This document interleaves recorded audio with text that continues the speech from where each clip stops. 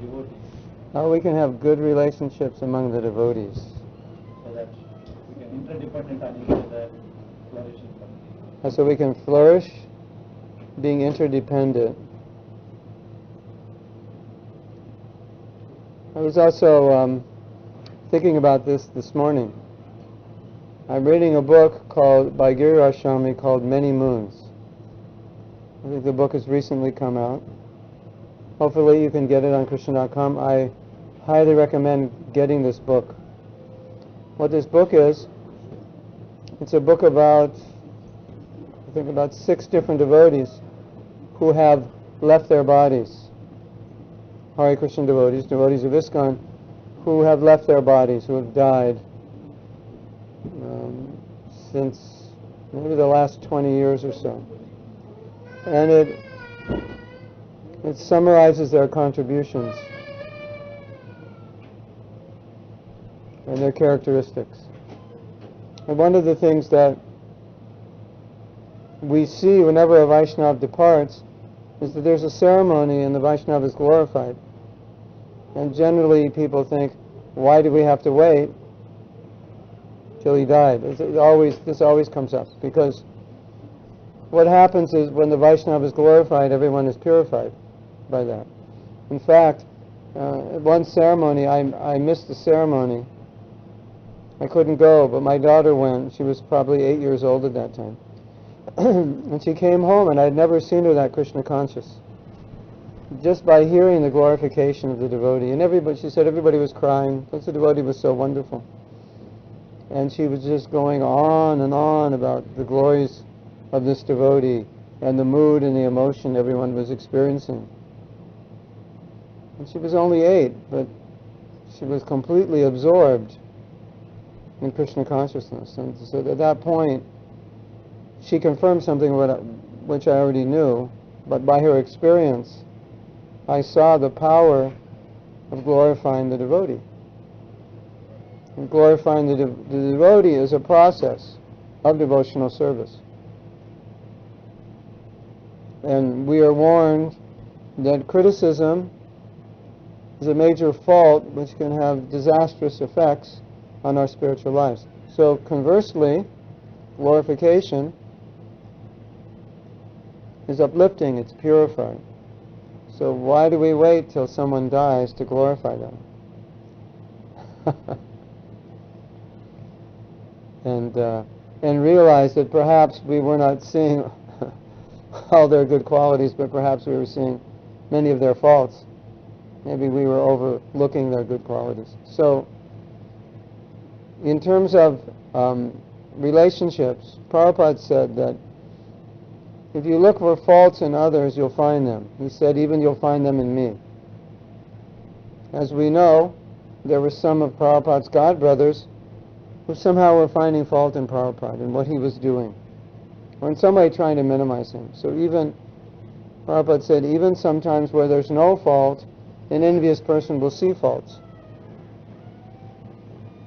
And the opposite is true. Even where nobody sees good qualities, a Vaishnava will see the good qualities. He'll appreciate something about that person. So, I think in terms of developing closer relationships with devotees, number one, we realize how important that is for our spiritual life, that we need that. Despite whatever faults they have, we need their association. Even if you don't like somebody, their association can still be valuable for you. At least they're an inspiration in that they're engaged in devotional service, and without this association of devotees, we cannot advance in Krishna consciousness. And this is explained in Prabhupada's books. How does Prabhupada explain it? He says the root cause of devotional service is association of devotees. And you'll find a verse in Chaitanya Charitamrita. And then that verse says, in the beginning it's a root cause, and even in the advanced stage, it's also necessary. So in every stage it's necessary. So we recognize, number one, that important principle of bhakti. It's one of the 5 main principles, right? the 5 main principles of bhakti of the 64 items. And one of them is sadhu sangha. Kirtan, deity worship, living in the holy place, hearing Bhagavatam, and sadhu sangha. You get this? Of the 64 items of devotional service, these are considered the most potent. Or of all the items of devotional service, these are considered the most potent. Not of the 64. Of all items and processes, these are the 5 most important. So, yeah, sadhu sangha is the root cause of devotional service. Okay, so now we recognize, second point we recognize is our tendency to find fault. We all have that tendency. Where does that tendency come from? It comes from a lack of humility. We take birth in this physical body due to a lack of humility, due to a desire to be somewhat like Krishna, somewhat like God, due to a desire to be somewhat in competition with his position. What is his position? Why are we in competition? You think, I'm not in competition with God. Do you like money? He has all the money. You like women? He's got all the women. You like popularity? He's got all the popularity. So we are in competition because we want things that he has. And we're willing to go so far as to move him a little bit out of the picture to get it. That's where our propensity to find fault comes from. Any propensity to find fault has its origin in our competitive nature with Krishna.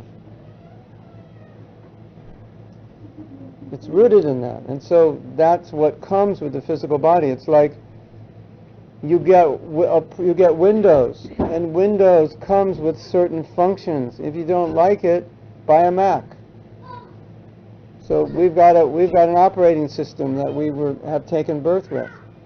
It functions in a certain way. And one of the ways it functions is that we want to be acknowledged, recognized. We come with pride.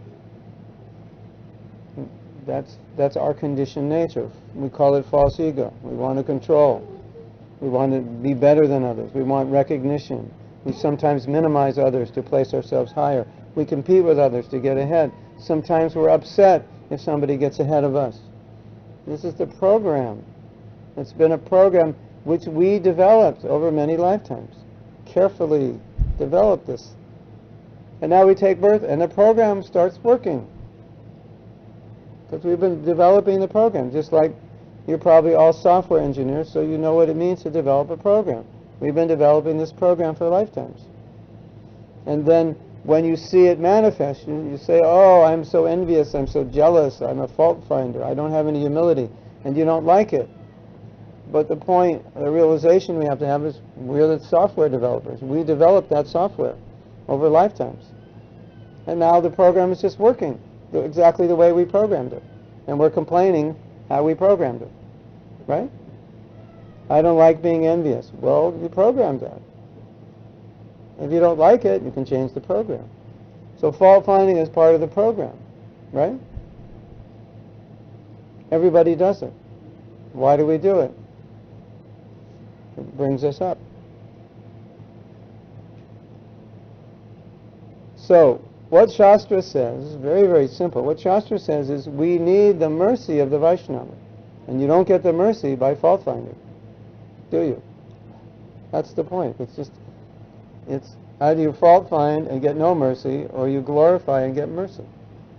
One of the conduits or connections to the mercy of the Vaishnava is to serve and to honor and appreciate. Even every Vaishnava has some mercy that they can give.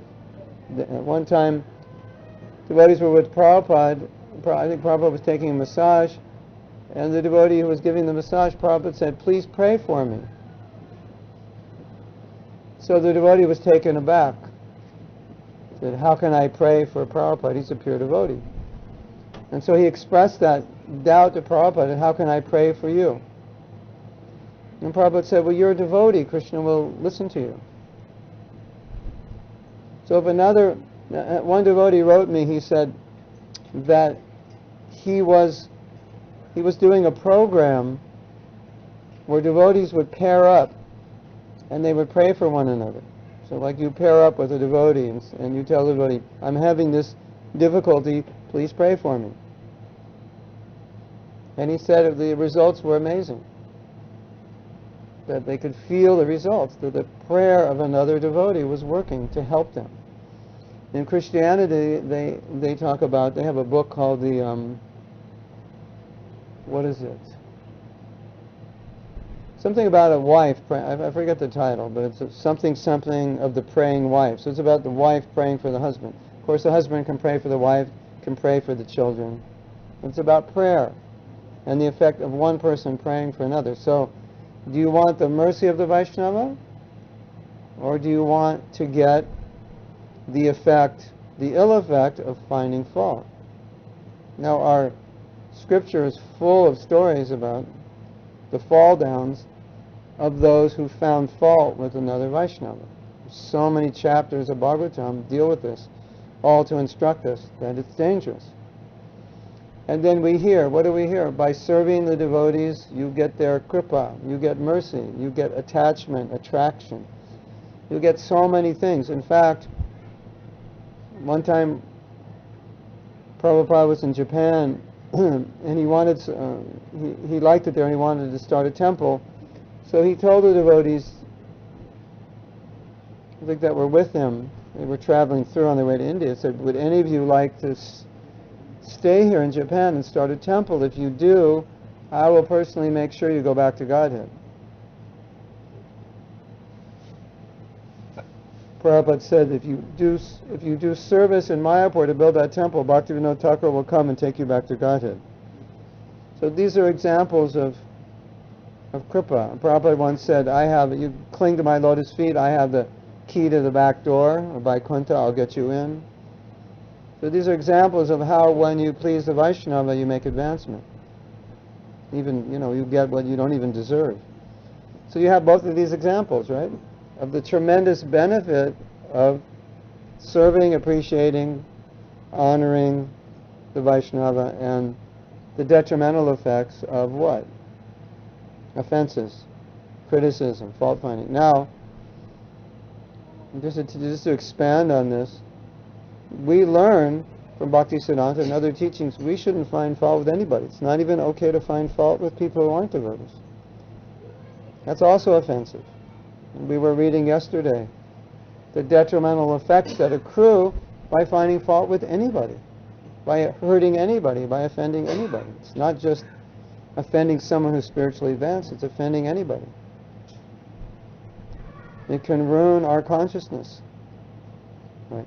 Now I'll tell you a wonderful story. It will help you appreciate the point I'm making, that even if you don't necessarily appreciate another devotee, but how important their association can be for us. The two devotees were traveling together doing Sankirtan. They were young men and they had traveled maybe 2,000 miles. They were I think in North Dakota, and they were from Los Angeles. So that's at least 2,000 miles, right? I normally tell this story in India, so I have to give geography, and I forgot I was in India, so well, I don't have to tell you. Los Angeles to North Dakota. It's a good 2,500 miles. So they weren't near any temples. North Dakota is, I don't think it's within, at least in those days, within 1,000 miles of any temple. So they were alone together. And they were having trouble getting along because the person who was in charge wasn't being respected by the other devotee. He didn't appreciate that he was in charge. Sometimes we see those situations. Someone's in charge, but you may have difficulty getting along with them, or maybe you feel like you should be in charge. So it was something like that. And in those days there were no cell phones. So only two of them, they would go out to shopping centers and distribute books, and each one would go to a different shopping center. And so one devotee would drop one devotee off at a shopping center, and he would take the van, he'd go somewhere else, and they'd arrange a time to be picked up. So one evening, he came back to pick up the devotee in the location and at the time that they agreed upon, and the devotee wasn't there. And he couldn't call him, because there were no cell phones. So he drove around to some shopping centers, assuming that maybe he moved. Hare Krishna. Thank you. Srila Prabhupada ki jai. So he was assuming, thank you, he was assuming that maybe he was this shopping center, this store down the street, and driving around, he couldn't find him. 8 o'clock, 9 o'clock, 10 o'clock. They didn't know how to get in touch with one another because there was nowhere to call. So simultaneously, both of them had a realization. They were young men, they were young devotees, they were in a city all alone, there were no devotees. They were at least 1,000 miles from the closest temple. They were feeling uncomfortable being alone in a city. I don't know if you've ever told yourself, I don't want to go here because I'm afraid I won't be able to control myself. It could be something as simple as eating something, or putting something, don't put that in front of me, I can't trust myself, I might eat it, or I'm afraid if I go to this mall I'll spend money and I don't have the money and I shouldn't. Some fear that I can't control myself. So they're young men in a city all alone, young devotees, and they were both fearing that how would they maintain their Krishna consciousness if they couldn't meet up with this other devotee, if they're in the city alone. They were fearing, now I'm alone, nobody knows what I'm doing, where I am. Maybe I'll go to a prostitute, maybe I'll get drunk, maybe I'll find some drugs. Who knows what I'll do? And now I'm alone in the city.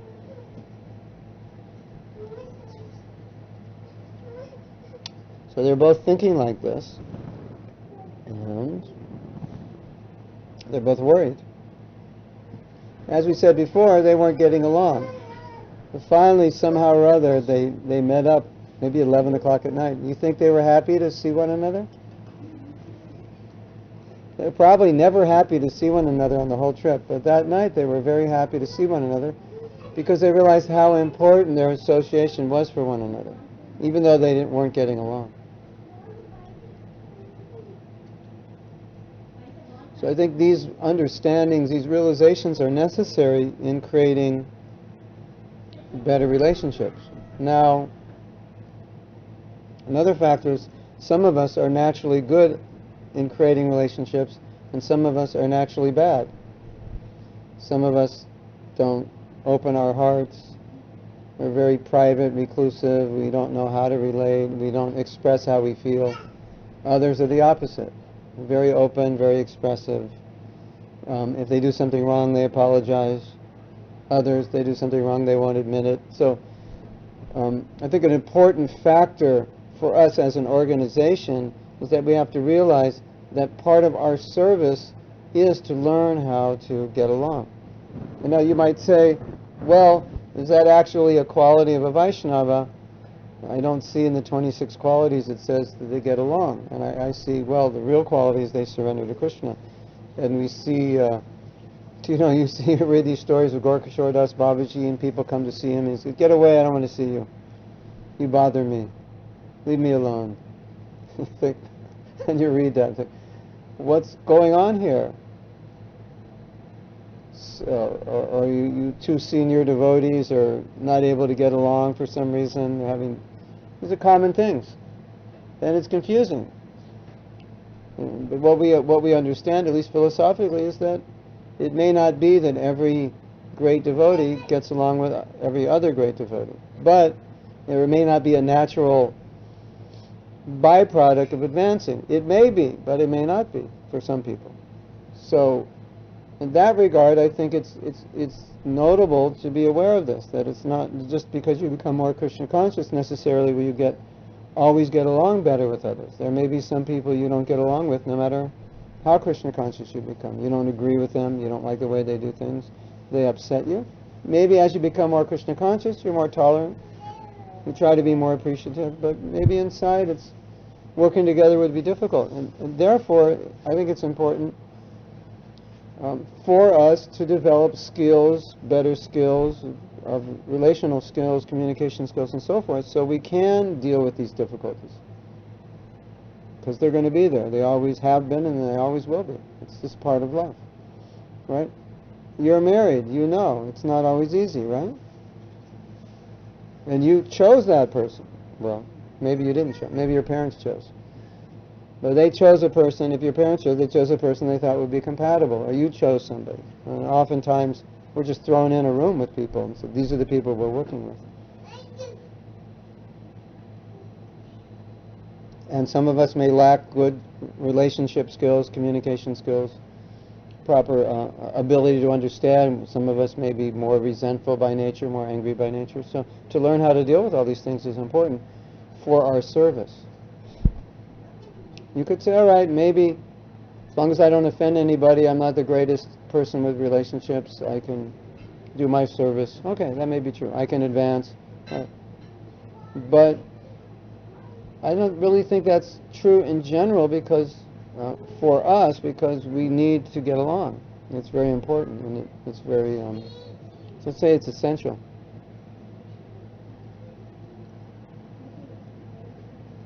So if we're not good at getting along, we at least should recognize it. Another skill, very important skill, that we all need to learn is that when someone else bothers us, upsets us, like your children sometimes upset you, right? We know, right? It's not them that's upsetting you. They're just a catalyst for what's already upset within us. And so we need to recognize that. Sometimes people bother us. But really we have to see it's not them that bother us. It's how we're relating. It's how we're seeing, perceiving. And therefore we're becoming disturbed. You see in the life of any great devotee, how do they respond to difficulty? How do they respond to being mistreated? Ambarish Maharaj was offended by Durvasa Muni. Such an amazing story. You know, Ambarish Maharaj did not do anything wrong to Durvasa Muni. Nothing. He didn't make any offense. Durvasa Muni thought he made such a serious offense that he became so upset he tried to kill him. Could you imagine? Sharda invites me over to her house for lunch. I find out that she ate lunch before me. I get my gun out and I say, I'm going to kill you. How could you do that? What would you think? but Prabhu, they think Mahatma is like crazy. Call the police. Right? She'd go to her husband, get the gun, kill him, he's going to kill me.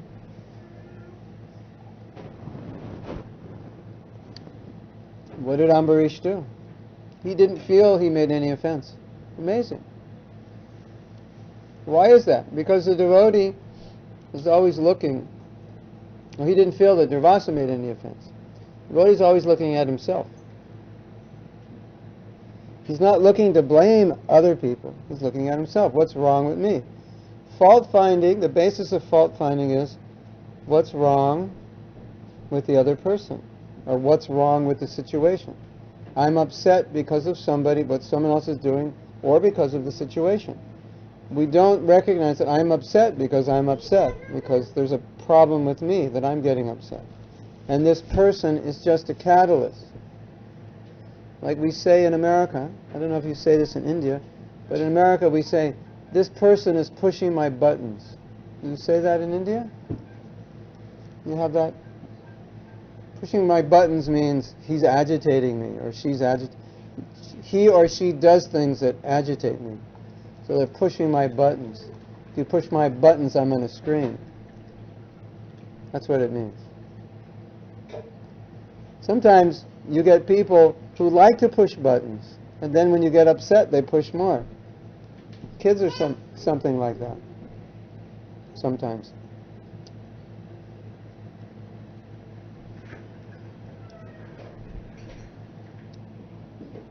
But what buttons were pushed for Ambarish Maharaj? What kind of buttons were pushed? Compassion buttons.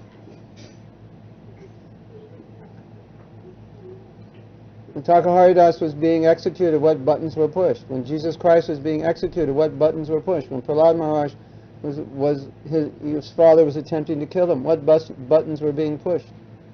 What did he ask Lord Nrsimhadev? Please liberate my father. The very person who tried to kill me in the most heinous ways imaginable.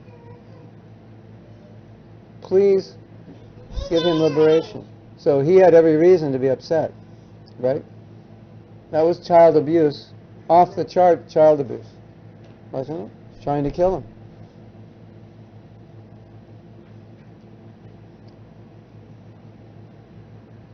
Threw his son off a cliff. Wow. Can you imagine somebody reading in the newspaper, someone threw their child off a cliff? What would you think? What would the child think if they lived? So, of course, these things can't be imitated, but the devotee is thinking, what is my fault? What is my problem? And material consciousness is, we're always thinking what the other person's problem is, and we're upset because of the other person. But the reality is, nobody can upset us unless we allow it to happen. That's the reality. True or true? Nobody can upset you unless you allow it. When we were young, we used to have a nursery rhyme. It went like this. Maybe you know this. Sticks and stones, you know this one? Sticks and stones can break my bones, but names can never hurt me. Have you ever heard that before? So if you're playing with your friends, and your friends are calling making fun of you, then you say, sticks and stones can break my bones, but names can never hurt me. They're calling you names. You're stupid. You're funny. You're this. Sticks and stones can break my bones, but names can never hurt me. You never heard that? No? You heard it now. If anyone makes fun of you, you can tell them that. So the idea is, you're trying to make me upset, but I'm in charge of whether or not I get upset. My upset is not because of you, it's because of me.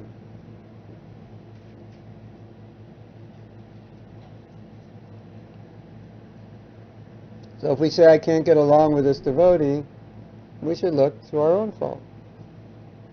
Well, what's wrong with me that I can't get along with him? I see this devotee and I don't like him or I don't like her. What's wrong with me? We don't think that way. We think, the reason I don't like him is because of these 3 reasons. This is what's wrong with them. That's why I don't like them. Right? We don't think, what's wrong with me that I don't like them?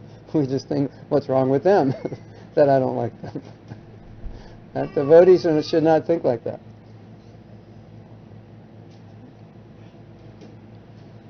Right?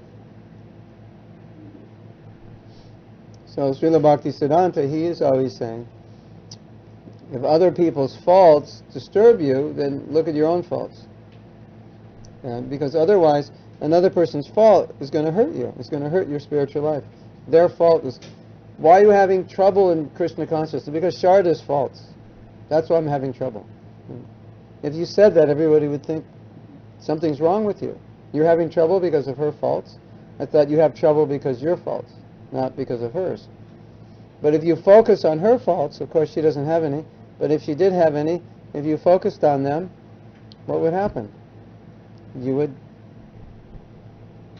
go down. If you focus on all her good qualities, then you go up. Right? You appreciate. She's such a nice devotee.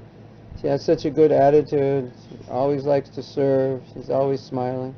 Then you feel very good. But if you see faults, oh, she does this and that, then you go down. Right?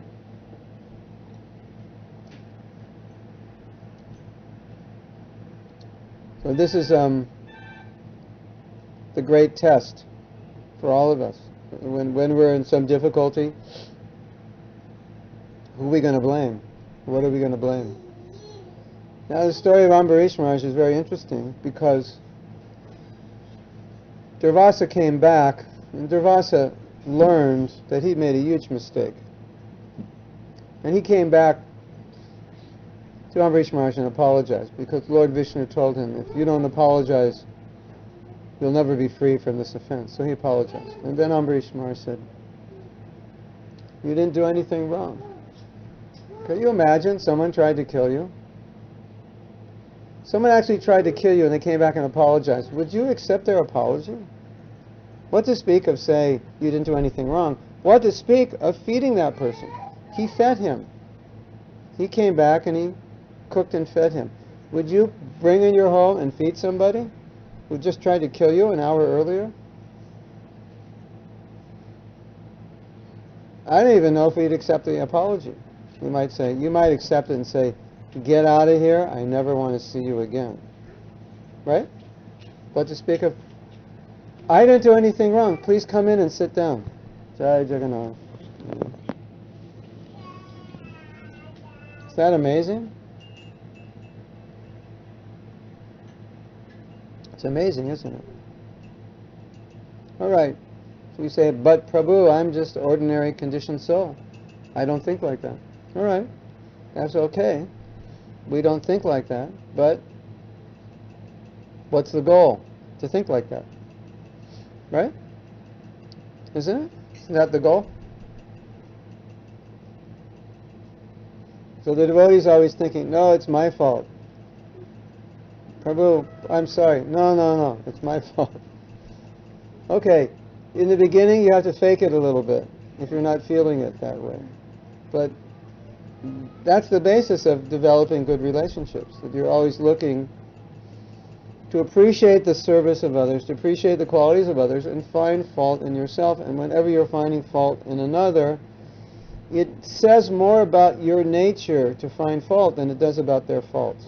That's really what it's saying. And that's what we should see it saying. If I'm finding fault in another, then I should be thinking, what it says is that I have a tendency to find fault. I have a need to find fault. That's what it says. When I judge others, it's not about them, it's about my need to judge. Right? I mean, that's how we should see it. Then we'll have nice relationships. If we find fault with someone, we should apologize. We should try to support the service of others. If somebody outdoes us, we should appreciate it. In Chaitanya Charitamrita, Mahaprabhu asked the devotees, please give mercy to Rupa and Sanatan. Please bless them. And everybody was happy that they were making advancement. Now, if we're not Krishna conscious, someone may make advancement and outdo us. Maybe a peer will outdo us. And then we become upset. Oh, he's becoming honored, she's becoming honored. What about me? Nobody's honoring me. I'm as good as him. That's not the proper mood. That's the program we developed over lifetimes, but that's now we need to upgrade the software. We become devotees. So we have to go from Windows 7 to Krishna 8 operating system. Right?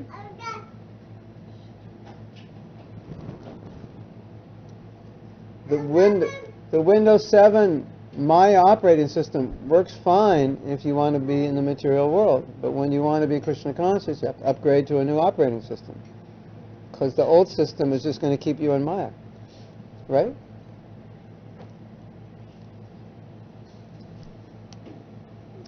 For those of you watching, I'm drinking coconut water.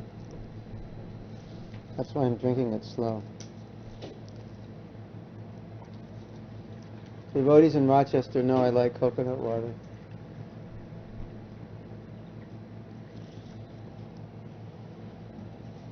But this drinking coconut water is a little anti-varnashram because it comes from Brazil, and we should just eat locally, right? Of course, in the winter nothing grows here, right? So you'd all starve to death if you eat locally in Rochester in the winter, but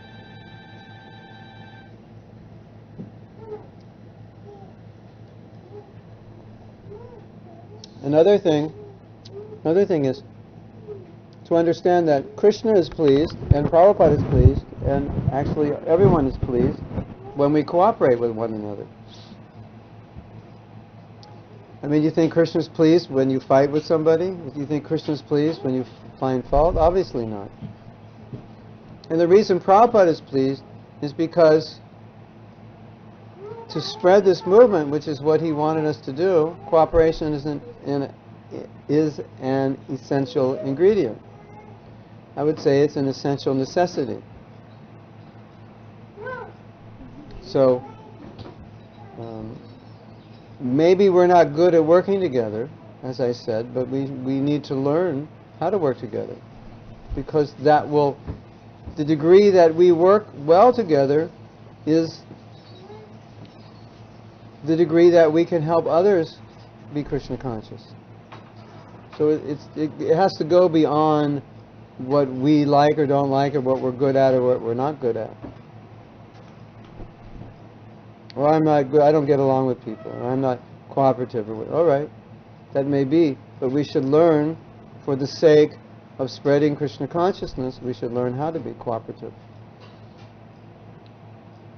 It's a service, right? I don't get along with people. Well, it's your service to get along, because that will help spread Krishna consciousness.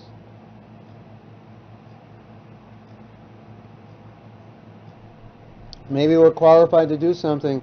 We let someone else, circumstantially someone else less qualified will do it. Maybe it's going to be better for the preaching if they do it. Okay, we step down humbly. Because it's service. That's the attitude. Not easy, is it?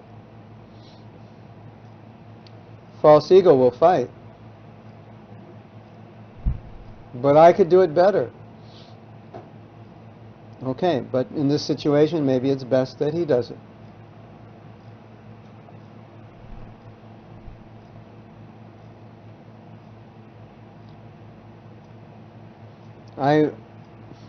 I think this is probably one of the most difficult things that I've seen for any devotee to do, is to be able to work well in a cooperative spirit with everyone and refrain from fault finding and negativity. Probably the most difficult thing. As I said, even sometimes very, very advanced devotees have difficulty seeing eye to eye, getting along, dealing with differences, being encouraging to those who you disagree with, being sympathetic to those you disagree with. There was one Indian business guru, I don't know his name, but he said actually there's a problem sometimes in which we want to find people that agree with us. That we want to find people that, how should I say, that just reassert what we already acknowledge and agree with. And the problem with that is it can often keep us limited to a specific viewpoint, which may not be the only viewpoint to have. And then it creates a dichotomy in that we want to push the people who don't agree with us away. But sometimes the people who don't agree with us, we need them to broaden our vision. They add another dimension.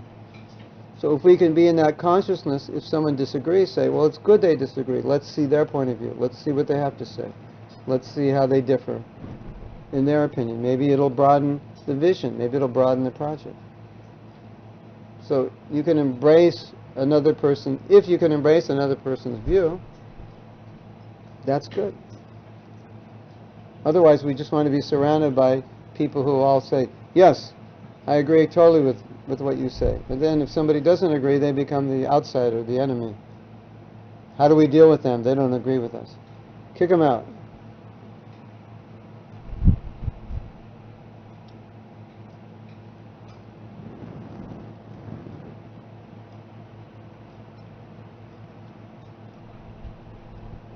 Like Prabhupada said, that Krishna makes us all different. So it's good that we're all different. If everybody were just like me, the movement wouldn't be that interesting. If everyone was just like you, it wouldn't be that interesting. But the fact we're all different makes it interesting. If everybody were just like us, like one of us, the movement would be very homogeneous. It wouldn't have a lot of variety to it. Wouldn't be a lot of dynamics. It would just be every temple room would be white. Every kirtan would be the same. All the deities would look the same. All the cooking would be the same. All the strategies would be the same, right?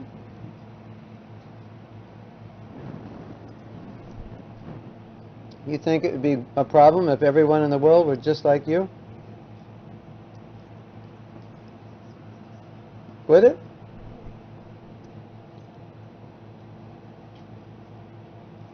Now here's another nice meditation for cooperation. What wouldn't you like about ISKCON if everyone were exactly like you?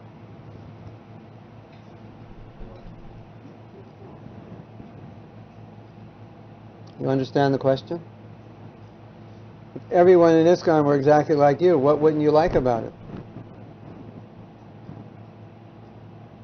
There would be a lot of things you wouldn't like, I'm sure, right?